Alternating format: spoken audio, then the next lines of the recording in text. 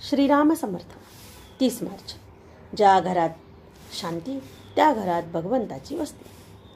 गृहस्थाश्रमासारखा आश्रम दुसरा नाही खास. नीतिधर्माचे रक्षण यासाठीच विवाहाचे कारण. ज्या घरात राहते शांती त्या घरात भगवंताची वस्ती.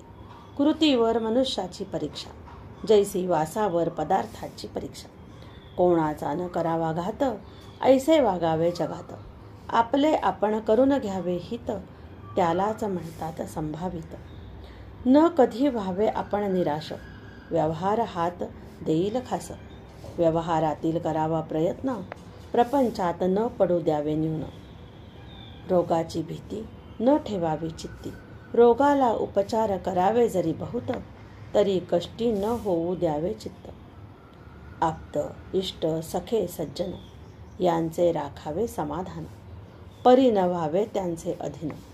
सर्वांशी राहावे प्रेमाने, चित्त दुश्चित्त न व्हावे कशाने. आपलेपणा ठेवला जेथे, प्रेम लागत असे तेथे. ज्या घरात स्वार्थाचे मान बळावले, तेथे समाधानाचे मान कमी झाले. मन राखता आले तरच प्रत्येकाला सुख लागले. सुखाने नांदावे नवरा बायकोंनी, राम आणावा ध्यानी. दोघांनी राहावे प्रेमाने, सदा वागावे आनंदाने. एकमेकांनी दुसऱ्यास दुःख देईल असे न करावे, काळजी वाटेल असे न वागावे. घरातील माणूस मार्गाने चुकले, त्यास प्रायश्चित्त हवे खरे. पण ते नसावे जन्माचे, तेवढ्यापुरते असावे साचे. एखाद्याचे हातून करू नये असे कर्म झाले, तरी त्याला सुधारण्याच्या मार्गाने सर्वांनी वागावे. आचरण शुद्ध असावे, एक पत्नी व्रत सांभाळावे.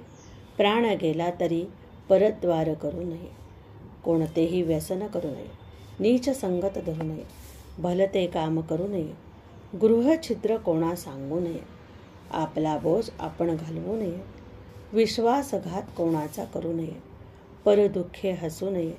देहदुःखे त्रासू नये, केला उपकार बोलू नये.